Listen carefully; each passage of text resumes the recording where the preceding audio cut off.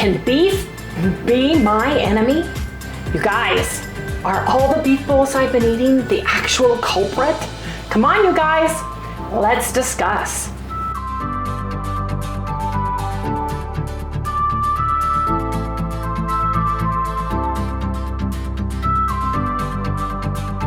Hey everyone, good morning, welcome all you new folks, and welcome back everybody to Loving It on Keto. Harry and I are doing at least a 30-day challenge, and we are doing the End Your Carb Confusion by Dr. Westman and Ari Berger. Yes, indeed. I wanted to make sure I said her name correctly. We're doing the phase 1. And I've been reading comments today, so I want to go over a few things just to end your confusion on it, because I could maybe have said something wrong or different than what you heard, and I just want to clarify. So it was basically, one of the questions was about vegetables. You can have the foods allowed in limited amounts. So leafy greens and salad vegetables, you can have up to 2 cups per day if you want to. You need to measure them uncooked. And it's like arugula, cabbage, chard, chives, field greens, kale, lettuce, parsley, radicchio, radishes, scallions, and watercress. So if you're chopping scallions and putting them on top, that counts. If you're chopping up and eating radishes, that counts in the leafy greens and salad vegetables up to 2 cups per day. Now, in addition to the leafy greens and salad vegetables, you can also have non-starchy vegetables, 1 cup up to 1 cup per day measured raw. And that would be things like asparagus, broccoli, Brussels sprouts, cauliflower, celery, celery root, cucumber, eggplant. Yes, I said eggplant. Green beans, jicama. It goes into all of them here. So yes, you can have up to 2 cups of your salad greens, basically what you would use on a salad potentially. And in addition, you can have up to 1 cup per day on non-starchy vegetables. Now, someone else said something about cheese. You can have up to 4 ounces a day, and that includes hard cheeses as well as soft cheeses. You need to measure and check the carb count, especially on soft cheeses like goat cheese, cottage cheese. You need to measure those and get the carb count on those. Now, some people said cottage cheese isn't allowed. Doesn't say that. It says softer cheeses. He gives examples in a small paragraph in his book. But I have heard him subsequently say you can have some yogurt on occasion. You can have some whey protein if you want to shake. You can have that and drink that throughout the day, just a couple sips, couple ounces throughout the day. So if you watch Dr. Westman, he goes into more detail. There's only so much stuff you could put in the book. For all the vegetables there are in the world and all of the cheeses there are in the world, he's not listing a million of them. He's sharing you prime examples of the most popular ones in there. So I just wanted to go over that. Same with the added dairy fats, right? Up to 2 tablespoons per day. Cheeses up to 4 ounces. Dairy is up to 2. Salad dressings and added oils are also up to 2. You get to choose from all those groups, and in those groups you get a specific amount. So I wanted to share that salad dressings and added oils are up to 2 tablespoons a day. That includes things like olive oil, avocado oil, sesame seed oil, coconut oil. Coconut oil for me is my MCT oil I use for my brain and to keep my migraines at bay. That's what helps me. Do you need MCT oil? No. But can I add it and count it as an oil? Yes. Canola oil, which I will not use, peanut oil, which I will not use, palm oil, which I will not use, and any other added oils. Oils are usually the product that at room temperature is a liquid product. in the oil category. Mayonnaise. So in addition to added dairy fats, salad dressings, and added oils, I also can have up to 2 tablespoons of mayonnaise per day. So he's giving the categories: leafy greens and vegetables, 2 cups, and he gives you some examples. Non-starchy vegetables, up to 1 cup per day. He tells you how to measure it, and he gives you examples. Cheese, up to 4 ounces a day. He gives you the hard cheese examples and the soft cheese examples. In addition to that, dairy fats, he gives you an example and tells you 2 tablespoons a day. In addition to that, salad dressings and added oils, he gives you that amount that you need per day, and the same with mayonnaise. Same with avocados, which are actually a fruit, up to half of a fruit a day. Now, if you're eating the giant avocados, which they do have huge ones, you need to figure it out. Most of the avocados we have in the United States are the Hass variety of avocados. They fit in your hand, and you get up to half of one.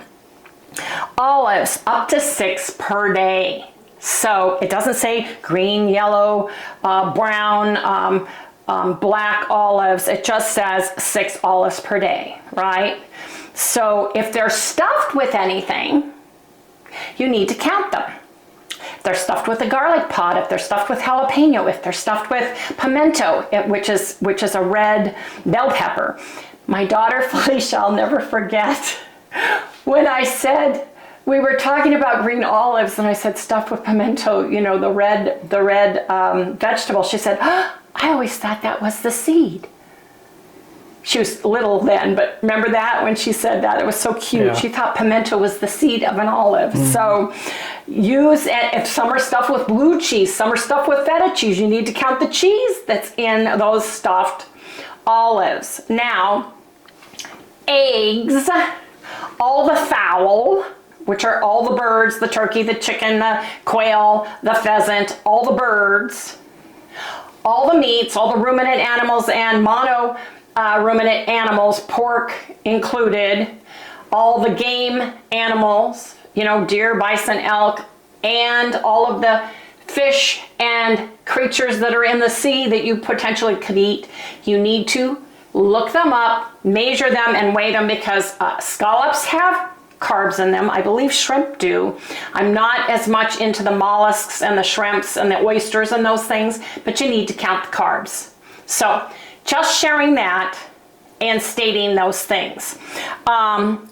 You need to be careful with softer cheeses like Philadelphia cream cheese, goat cheese, brie, because you can overeat them. You want to make sure you're weighing them. So I just wanted to share those things. You can have vinegar, hot sauces, mustard. You just want to keep those check and point, check the back, because balsamic vinegar, which we love, has carbs in them. Any of the sauces that you use that have carbs in them, you want to measure, weigh them, and count the carbs, because carbs are important, especially because you're already getting some carbs up to 20. He's figuring out up to 20 grams total carbs per day on phase 1. So I wanted to share that. Some folks are having an issue with this chart that I found on Google regarding 1 cup weighing 75 grams or 2.6 ounces. Some of the people's chronometer and some of the people's Fitness Pal have a different thing. That's fine. Use whatever you feel works for you. Note to self, you can have up to 2 cups. So even if 75 grams is not low enough to be 1 cup in your opinion, it's lower than 2 cups. So, and it's a lot, it's a big portion. I probably would never eat 2 whole cups of lettuce in my protocol, but that's just me. Use common sense when you're using this. And the main thing that he is trying to stress is we're limiting and counting our fats, number 1. We are limiting and counting our vegetables in all categories of vegetables. You know, use common sense. So that's why. And yesterday I was being very granular and sharing how I weighed everything, how I populated my carb manager for the new folks that have never done a ketogenic lifestyle or have never counted carbs, have never measured their foods, and have never done carb confusion. The phase 1 or page 4, which is the older version. Dr. Eric Westman, Dr. Finney, and another doctor all rewrote and updated the original Atkins. It's the Atkins for the New You, I believe, is the one that they worked on and changed because things have changed. When Atkins first came out, actually the ketogenic diet from 150 years ago started. When that happened, there were not a lot of shelf stable. There were not a lot of the seed oils out there. There was not a lot of the products that we have available to us today because of storage purposes and other things. It was fresh farm to table. And so things have gradually progressed, and every time you write a book and you have it published, it's probably, there's information in there that's already out of date. Oh, yeah. So you have to keep adding. So as people have asked Dr. Westman questions, he's answered those. And so if you are a Keto Chow person and you can't live without your Keto Chow, have the Keto Chow, count the protein part as your protein food, or your whey as the dairy product in here, and count the fats specifically that you use in your Keto Chow so that it fits the guidelines. Don't add the fat in addition to all these fats. If you're using butter, count the 2 tablespoons. If you're, you need to look at it with, you need to put your carbohydrate eyeballs on and count everything. So if Keto Chow has 1 to 3 carbs, I would count that in the dairy section. I would count the butter or the heavy cream in the heavy cream, which is the dairy section again, or the fats and oils section. If you eat the non-whey product Keto Chow and you go to the core, that's beef, that's a protein, but check the carb count and add that, and add the fats that you put into yours as well. Harry and I already talked about it, and we're going to try to extreme limit or omit, probably extreme limit Keto Chow ice cream, because when I make my Keto Chow ice cream, I make it with 16 ounces of water. I make it with maximum 14 grams of powdered butter, and we split that. So if we have it, I will share it, but we're going to try to be as close to possible as the original book as it has been written, because I don't want to go outside the realm. Because here's the deal, you guys, is beef my enemy? And the reason I'm saying that is a very good reason. We were eating exclusively beef and really adding the beef bowls and eating exclusive beef. Harry and I, a few years ago, had a sensitivity check done by the company called Sensitivity Check. It did a comprehensive 22-page check for us. We're not affiliated with them in any way, shape, or form. However, the first #1 thing that it showed us both being 100% sensitive to was and is beef.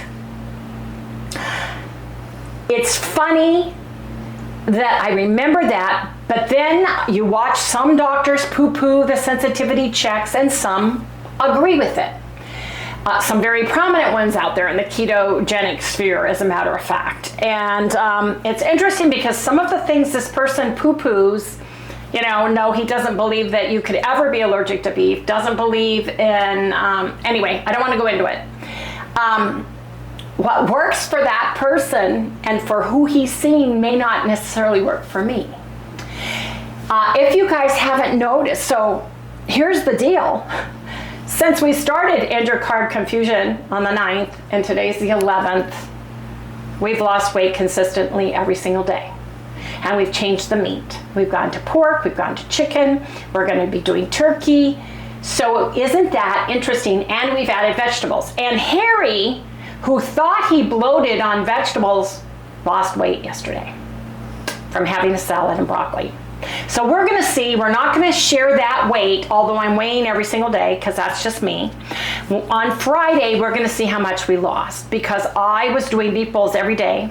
We did them first with butter, then we did them without butter. We did them every which way, but our food focus was beef.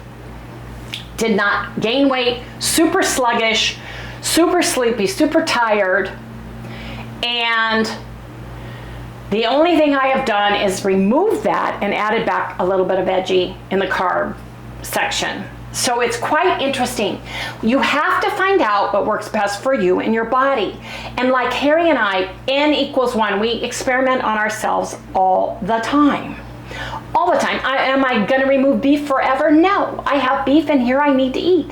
Meat's too expensive, but it's interesting to me that all of a sudden I have removed it from my menu and all of a sudden the weight is dropping and I'm not exercising at all right now, which I will start next week when I can fit it in between all the tests I have to have on Monday and Tuesday. And Harry is rebuilding his computer with his grandson he's building a brand new one on Wednesday.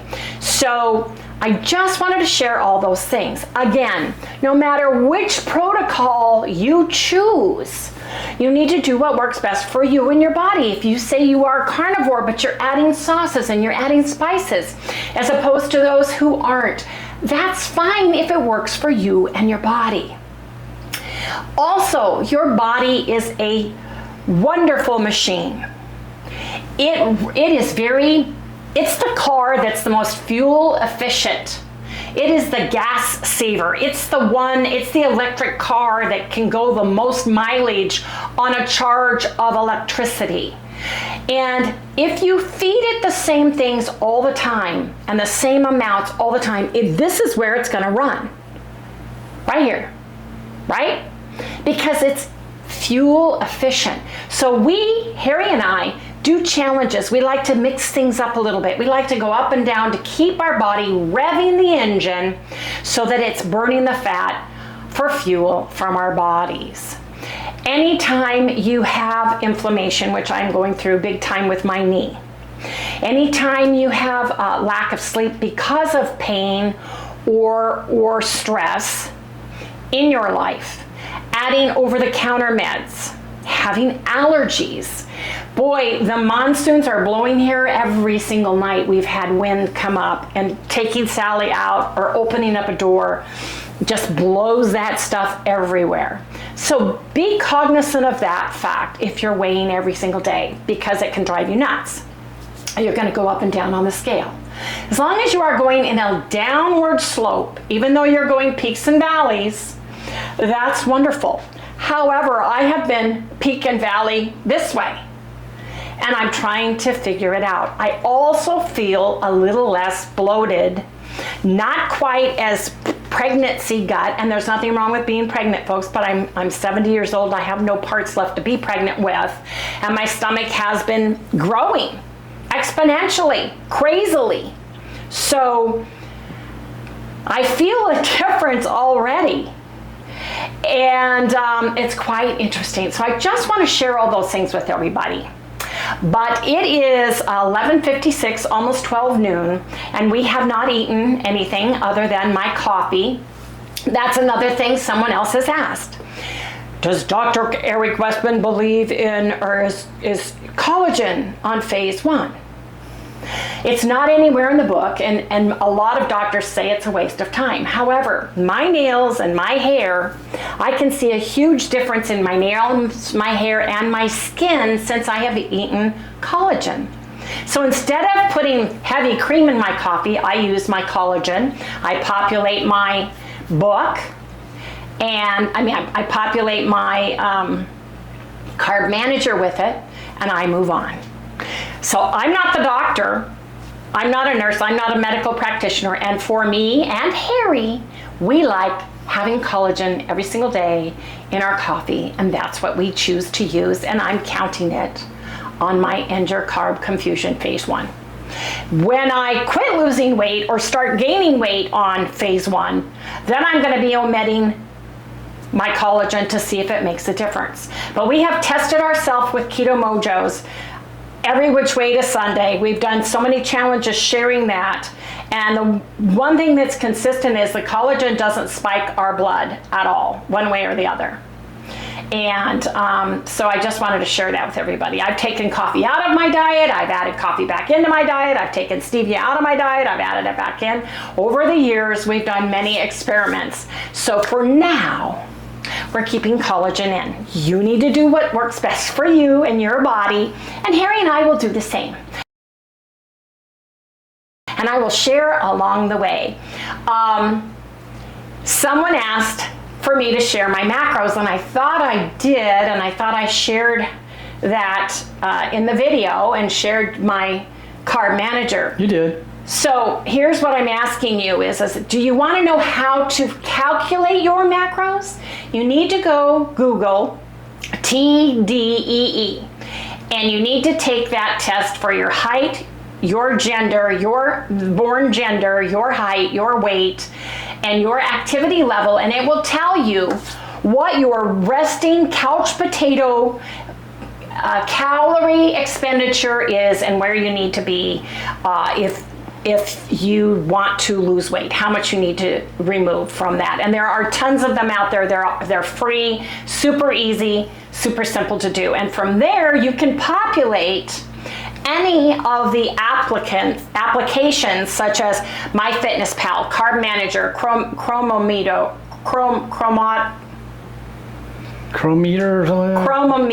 Chromometer.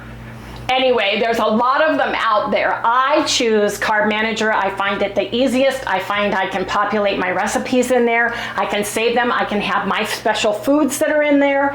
And that's the one I like. I used to use FitnessPal a long time ago, and I quit using it and went to Carb Manager because I found it easier. That's for me. That's for my body.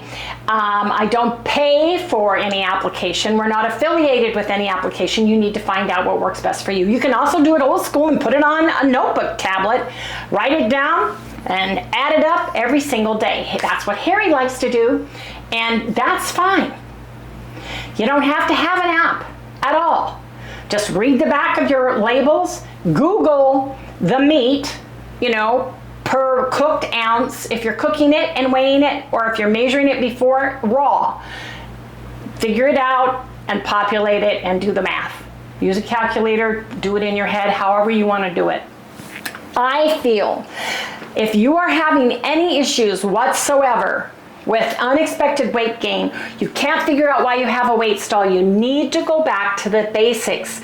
You need to know every bite that goes into your body, because you can't come to a solution, figure out a problem, if you don't have all the facts. Eventually, I won't have to do that. But for now, I am doing that religiously because I want to see everything that goes into my body. And that includes anything that you use, right? If you're a gum chewer, which we aren't, we don't chew gum, I don't chew gum at all, or you're a diet pop, you need to see if there's any carbs in those things. That's how granular I'm getting. So I just wanted to share everything with everybody. Wanted to share the book with everybody. Somebody asked what's the name of the book. It's End Your Carb Confusion. You can get it on Amazon. You probably can get it on Borders Books. You can look in your local bookstore. You may be able to get one used even, but that's what it's called. So I hope I've addressed all the questions that have come out regarding phase 1.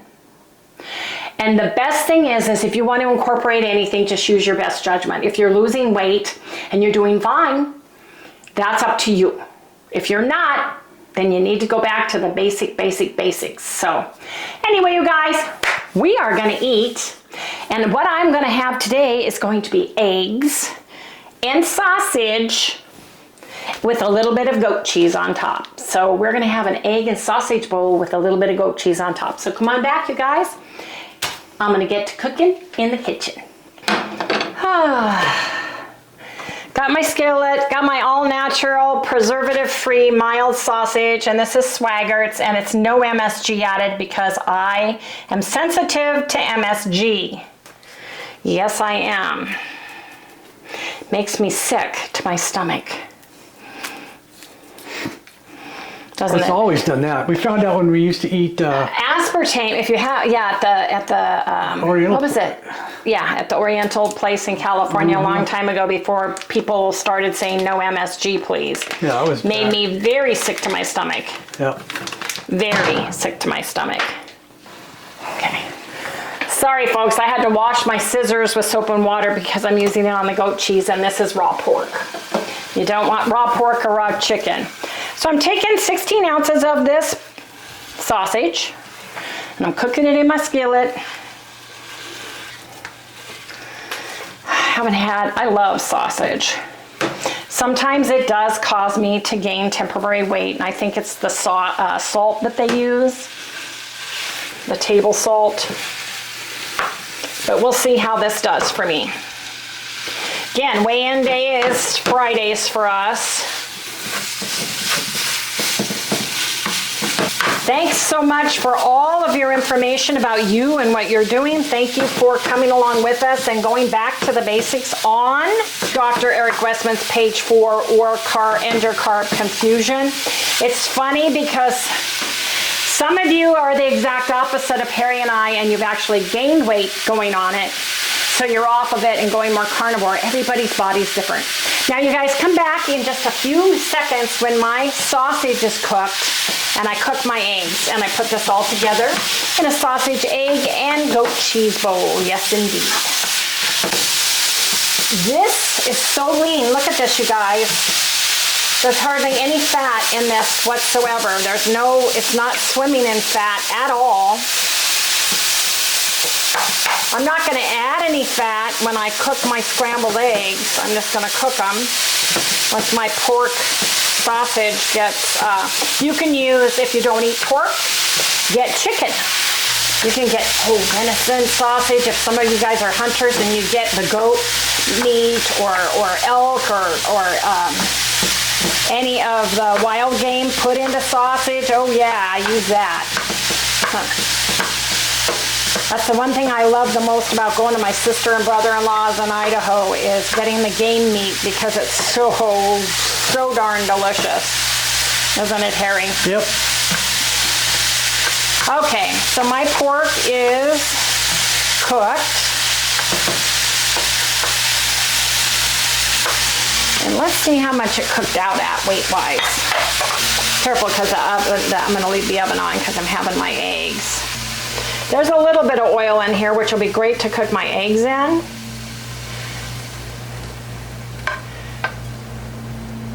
Oil actually came out at the very end. Of course, I didn't weigh it raw either. I just took it out of the package, but careful, Harry, that's awfully hot.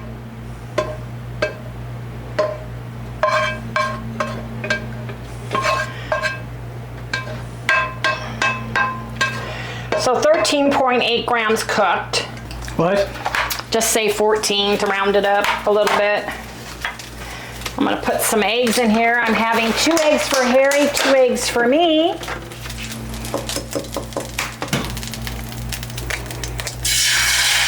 That's a tough skin.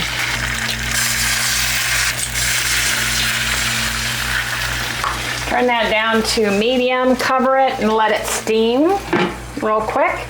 And we'll be back when we plate the eggs and measure our goat cheese for our sausage, egg, and goat cheese bowl for breakfast. So come back in just a minute. Let's see what 2 ounce. Okay. Let's get some pork in here. 1, 2. I'm gonna give you 4 ounces. 3.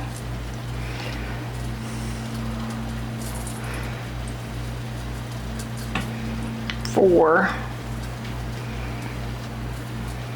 That's yours. I am not a breakfast eater. No, put that in there. So I'm gonna only have 2 ounces of pork, plus the sausage sometimes can upset my stomach. So I'm just gonna have 2 ounces. Uh-oh. I said uh-oh because sometimes the residue from a product can stick to the bottom of the plate, even though your pan is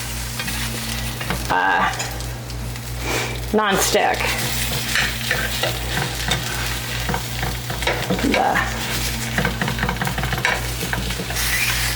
There we go. Come on, let go. There's mine. There's Harry's. Oh yeah. Remember, do not put your hot non-stick pan in water yet. You want to let it completely get cool before you wash it, or you ruin the finish. You potentially can ruin the finish. Oh, yeah, you put micro cracks in it. This goat cheese, you get 2 packages at Costco. Which kind is it?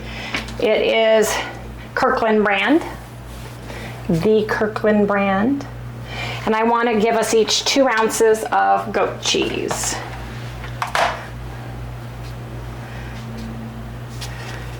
And 1 slice is 1 ounce. It's 1 carb. So I'm giving ourselves 2 ounces.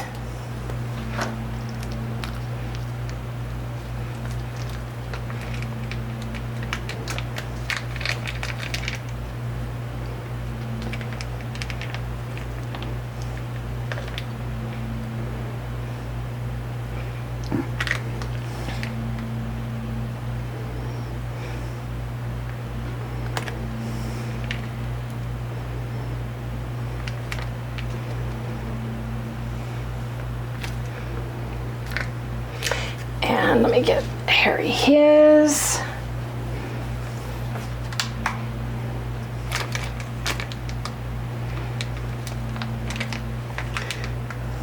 Oh, pretty good, huh? Right about 2. So there you go. There you have it. And let me put a little bit of Pluck. You know, let's have some cherry wood smoked Redmond smoked salt. Let's do this.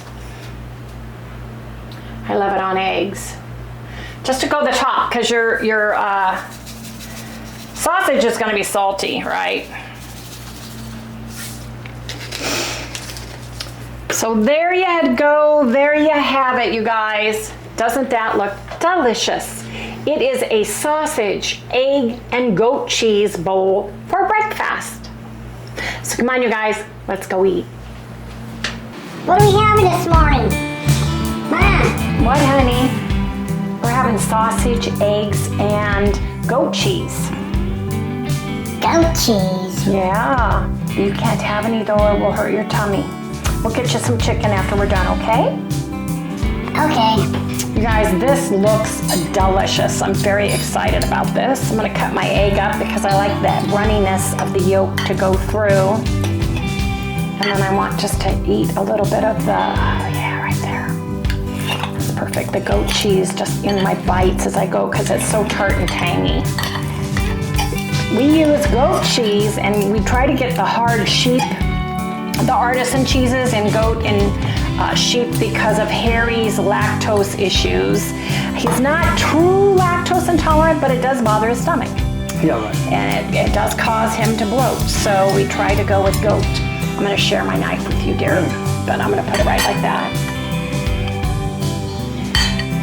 Now I'm gonna have a bite of this. A little bit of goat cheese, a little bit of sausage.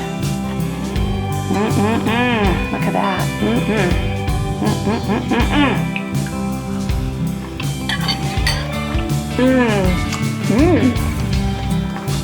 Wow. Good. Lots of flavor. Wow.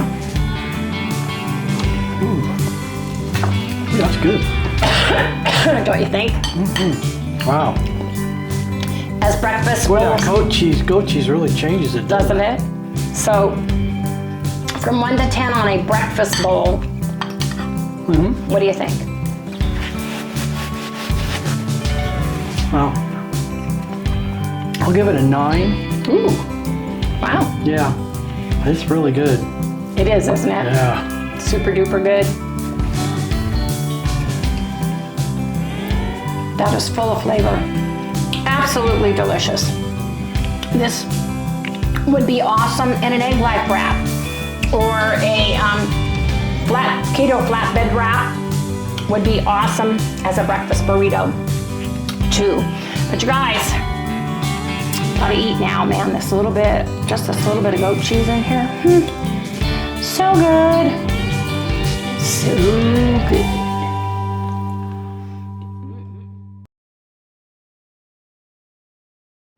Hey everybody, this video is pretty long today. I will share tomorrow what our total macros were for the day and what we ate today on the phase 1 endocarb confusion by Dr. Westman. But we're gonna go ahead and close out today. Yes, dear? A lot of people are talking about that they're getting unsubscribed from the channel.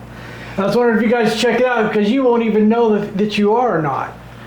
So if you take a look at that and see and subscribe again, if you can, let me know if you've been unsubscribed and let us know because we're trying to keep track of all this stuff. And so is a lot of other YouTubers, by the way. Yes, they're all getting unsubscribed. Because we're all getting the same thing is all happening to all of us. So not only you want to check us, you want to check them too and see if you've been knocked off from them. Your also. favorite channels. Yeah, your favorite channels, you know. Anyways. It helps support everybody's channel, and so it helps them grow too.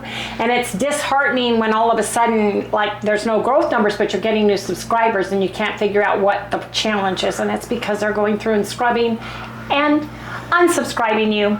Yes, indeed. Anyway, you guys, please remember, if you have not done so already, hit the like, subscribe, ring the little bell so you get notified every time we upload a video.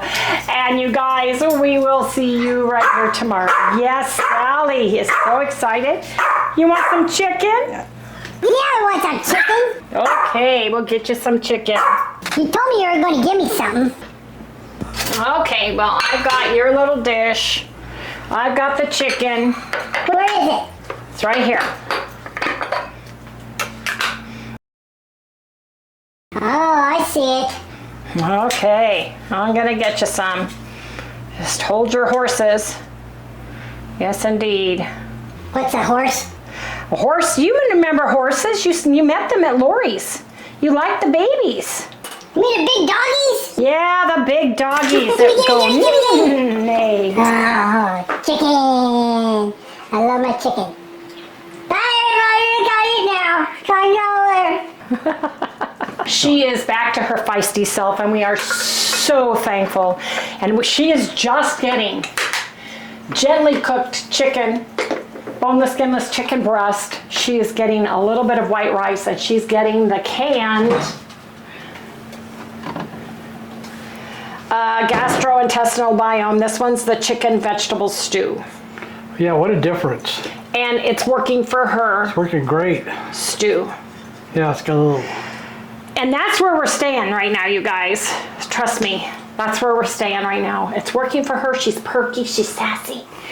And she's Sally. Yeah, you know, because we tried doing the all meat thing they say for dogs, and that's when she got in trouble. Yeah. So that's what we're doing. We're backing off from that in a little bit to see how far we can go. Good night.